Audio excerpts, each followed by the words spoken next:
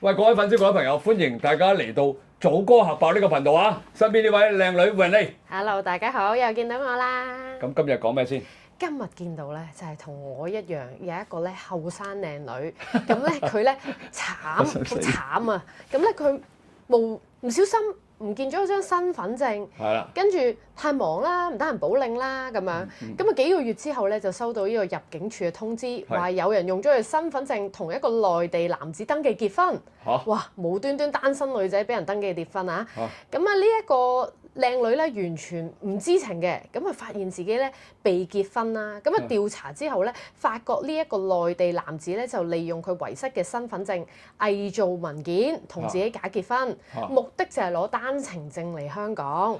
咁啊當然阿靚女就報咗警啦，咁啊跟進過程啦咁樣，咁啊。個女事主咧都覺得好慘，好大壓力啊，同埋有啲法律嘅問題。咁佢自己就真係未見過呢個男仔啦，就莫名其妙俾人結婚咗。咁啊擔心自己個婚姻記錄被玷污啊！你都知有啲人好介意㗎啦。喂，即係我已經結婚啦，係又離咗婚啊，咁啊影響佢將來真係結婚啊嘛，同埋即係或者佢真係有男朋友啊，咁點解釋啊？咁樣係啦，咁啊成件事就真係幾恐怖嘅，無端端唔見咗身份證之後就俾人結咗婚啦咁樣。其實咧，因為我都有睇嗰段喺東張都幾震撼嘅。當時我睇到嘅時候，咁啱我又坐咗喺度睇嘅。咁你大家諗下成件事咧，其實每一個人都會發生。跌身份證有乜出奇啫？我都跌過啦，我老婆都跌過。但係問題就係而家你嘅身份證咧，好多時咧。會因為而家科技太過先進啦，佢甚至乎做一張假證又得啦，甚至乎能夠套咗你個身份證裏邊嘅個人資料啦，你有身份證啊，有名啊，有所有嘢噶嘛，咁跟住佢又攞嚟申請一啲信用卡又有啦，乜都有啊！呢個之前成日聽過啊，就係喺信箱咧叫你嗰啲信用卡咧叫出嚟咧，不如碌卡啊。因為佢有啲咁樣嘅，可能大家都未必知，可能你都未必知。咁有機會佢攞咗你個身份證之後咧，可能佢去第二個國家裏邊，咁然之後咧就用你個身份證咧去申請一啲嘢都可以嘅，係啦，喺第二啲國家申請 Visa、信用卡，即係你要記住先得㗎。譬如你申請有啲信用卡咧，你唔需要喺當地嗰度㗎，你有身份證咧，你就可以偽造假地址，係啦，你做咗假地址之後咧，你基本上咧就透過網絡申請咧都可以申請到嘅，有啲即係唔係咁大嘅銀行嗰啲咧，其實係得嘅。OK 啦，問題啊好多林林總總嘅嘢就發生咗，但係最大問題咧，其實因為本身你呢個偷咗你嗰個信用卡，喂，可能佢跌咗跟住人執啫，係嘛？跟住咧，佢嗰個人就話俾內地嘅男子，可能嗰個男人都係俾人誤導都唔定㗎喎。即係有啲中介咁啊，俾即係喂，我有一堆被身份證咁樣，呢個就俾你用啦咁樣。因為可能佢自己都俾咗一堆錢買呢一個身份證。因為咧呢一樣嘢大家心照啦，其實人民入境事務處佢知嘅。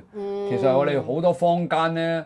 我曾經聽過一個喺我隔離，我飲茶餐，即係去茶餐廳飲茶，咁就隔離台有3個男人，佢哋高談闊論咧係講緊假結婚嘅，好大聲喺個餐廳嗰度，驚死冇人知咁，甚至乎講埋幾多錢啦，甚至乎咧講埋喂，你揾下邊個咧，佢就會幫你搞啦咁樣，即係覺得都幾離譜嘅事嚟㗎，犯法嘅嘢你喺個茶餐廳裏邊咁大聲講啊，即係如果有啲便衣可能即刻會鬥佢都唔定。咁問題就係可能呢個嚴重性咧，我哋已經去到坊間咧係已經傳咗出去㗎啦。不過我哋唔知啫。但係其實我係知嘅。因為咧喺屋邨裏邊咧好多時咧會好多人咧會一個傳一個，一個傳一個，甚至乎咧有啲人咧就去漏一啲屋邨裏邊住嗰啲單身男人又好，單身女人又好嘅。我冇記錯嘅係10零萬到啦。10零萬。我冇記錯，都好似有講過。我知道根本我哋，因為我家姐咧喺屋邨住嘅，我成日都去嘅，咁啊識咗好多人啊，打麻雀啊咁你識啦。咁我哋間唔中都會講下阿某某又話接到嘅電話，某某又話接到成嘅，咁啊都唔緊要啦。嗱，其實唔係唔緊要啊，即係其實呢一樣嘢咧，你大家諗一諗就明。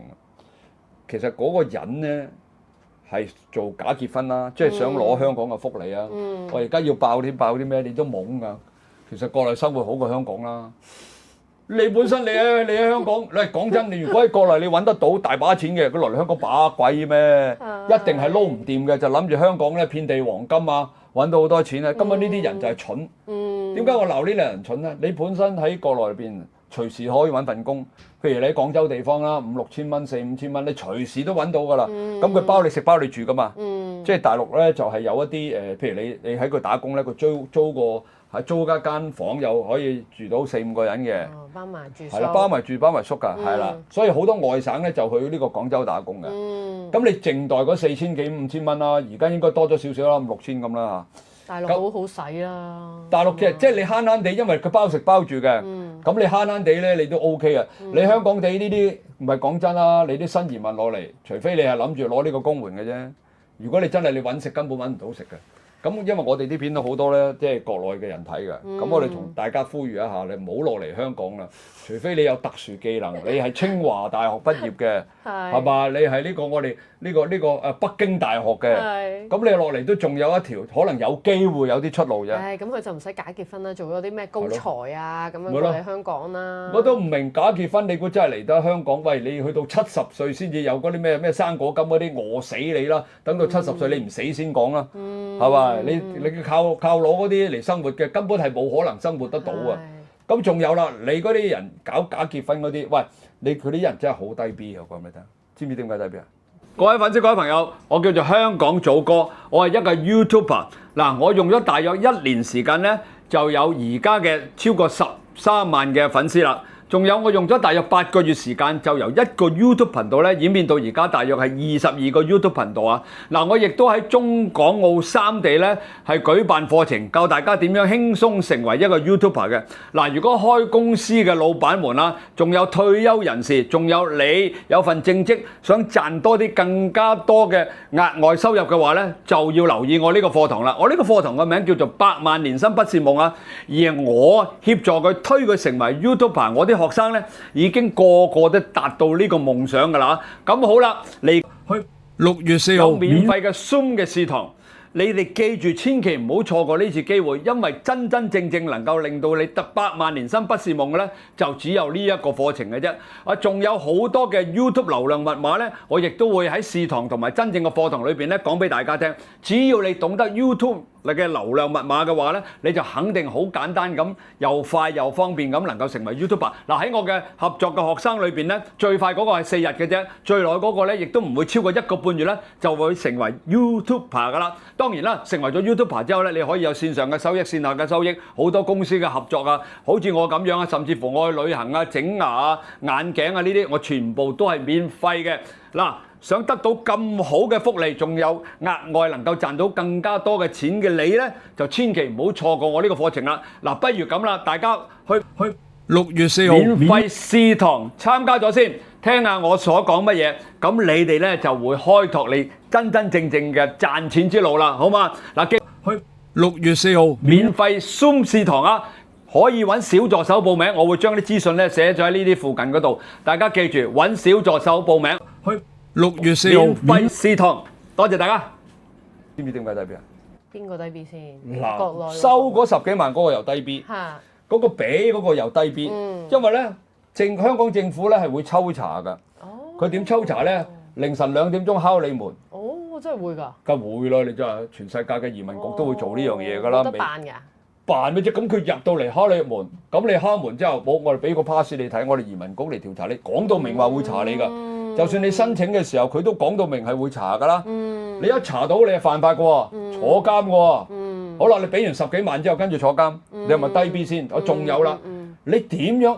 佢抄，即係佢要開你個櫃桶睇下你有冇啲衫啦、內衣褲啦，係嘛？所有嘢都睇嘅。好啦，一次你個男嘅唔喺度，打個比喻，我個當係個男嘅同個女嘅啦。香港就女，國內就男嘅。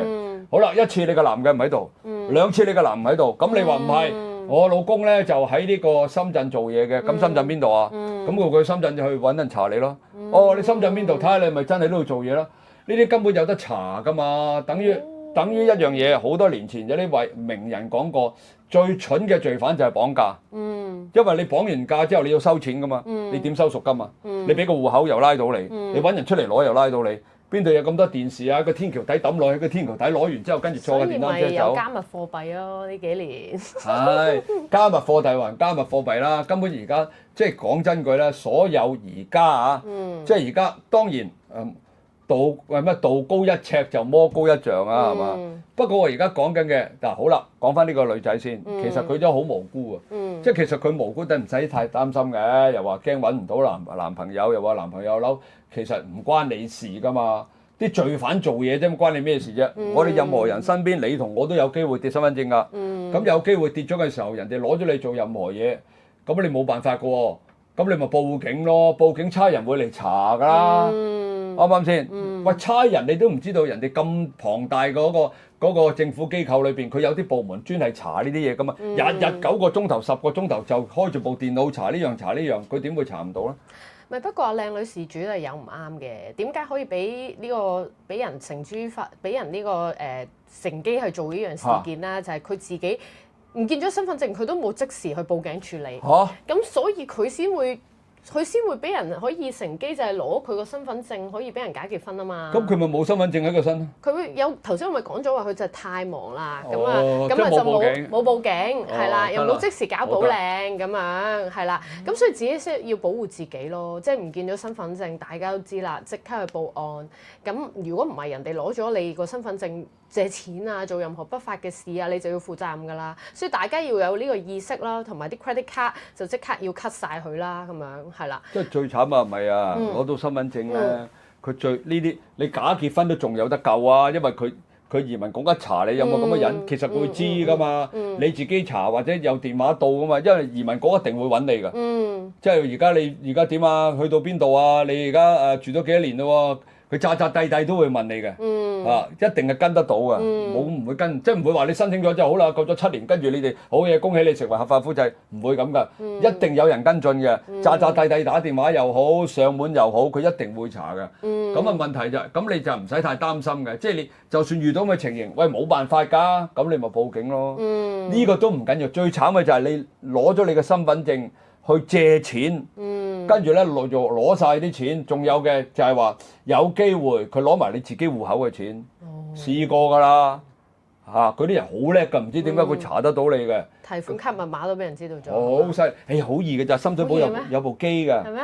你譬如你跌咗張提款卡啦，譬如你跌咗提款卡，佢有部機㗎喺深水埗。佢知道你密碼唔係嘛？係啊 check 到㗎，有得賣啊深水埗。我真唔知喎。我見過咯，咦佢咁嘅我就睇。你有冇試過自己喎？自己一個冇啦，我買嚟做咩啫？真係，佢深水埗有啲機㗎。以前嘅最容易就係以前咪有啲磁帶機嘅，咁啊一跨落去，佢就所有嘅顯示體度出嚟。哇！你真係乜都磁帶啊嘛，我真係唔知啊。而家係晶片嚟嘅，而家你張卡裏邊啲咩嚟嘅？點解張卡你跟入去櫃員機嗰度，跟住佢就會掃到出嚟啊？裏邊有塊晶片㗎嘛，晶片上面咪有晒你記錄咯。咁你讀磁帶都讀到，點解晶片你讀唔到咧？真係，所以大家都係小心保護自己嘅財物啦，係啊，即係呢個係真係個人責任嚟㗎。咁啊，提高警覺啦，自己身份證啊，所有嘢啊，咁啊唔好俾啲唔信任嘅人啦，唔見咗就即刻通知銀行啊、信用卡啊、公司啊等等啦，真係。網上騙案咧，即係呢啲咁嘅嘢咧，即係其實無有無知㗎。今日我先打電話嚟鬧，唔係我打電話鬧人，係佢打電話嚟我鬧啊。佢話我係咩銀行，而家揾你，連我個姓都講得錯。一講阿黃生，我話你講多次，黃生收線啦，我話你唔好再打嚟啊！即係佢而家可以呃到咁嘅地步啊！撞啊，求其撞。我係呢個咩銀行嘅，而家咧有個借錢嗱，千祈唔好啊！我講咗90幾次㗎啦，逢係有呢啲電話嚟到，佢一講佢冇答到，通常答銀行咧，佢會話我係咩銀行，跟住個員工 number 幾多號，你可以打幾多號電話查詢到我嘅所有嘢咁樣，一定會講呢啲嘅。咁亦都有一啲咧，其實佢連電話都係假嘅，其實唔緊要㗎，你自己上網揾翻佢個分行電話，你個分行邊度啊？我北角啊，得啦，我上分行北角電話，有冇咁嘅人員我打嚟啊？咁咪得咯。即係千祈唔好信，見唔到睇唔到嗰啲嘢，你哋唔好信啊！真係呢樣嘢。不過今次咧就係講跌咗身份證啫。但係記得大家阿 Wendy 講得啱啦，跌咗身份證一定第一時間去報警先，因為攞咗記錄啦。萬一人哋攞咗你身份證做任何非，今次就好彩啫喎，假結婚啫喎。佢如果再揾個人走去，哇！借錢你唔使㗎，佢開假戶口，即係譬如你個身份證樣，我揾啲化妝師出嚟扮到差唔多個頭髮，差唔多個樣，我入去銀行度開個戶口得唔得啊？嚇，跟住洗黑錢，你又大劑啦，水洗都唔清啊！講俾你聽，咁啊查到你暈，阿媽都唔認得啊！你真係牽涉到好龐大嘅嘢㗎，尤其是如果牽涉到毒品，你仲死，查到你真係天腳底啊！所以大家記住，跌咗任何證件都好，尤其是身份證啦、信用卡呢啲咁緊要嘅嘢，第一時間如果信用卡你講得啱 cut 咗佢，身份證馬上報警，有個因為差館有個記錄㗎，你幾多年幾多月幾多號佢報咗警，佢入晒電腦，你到時揾個差館出嚟，我一講喂嗱。係咪？以後嘅嘢唔關我事啦，咁咪穩陣咯，好嘛？大家好好保護自己啊，保護自己嘅財物啊！冇錯啦，咁啊呢集差唔多咯，差唔多啦，爆完啦，係啊，好啦，記住我哋係早歌核爆，身邊呢位靚女叫做 Renee，好啦，記住點讚、收藏、轉發、撳個鐘仔，多謝大家，拜拜。下集見，拜拜。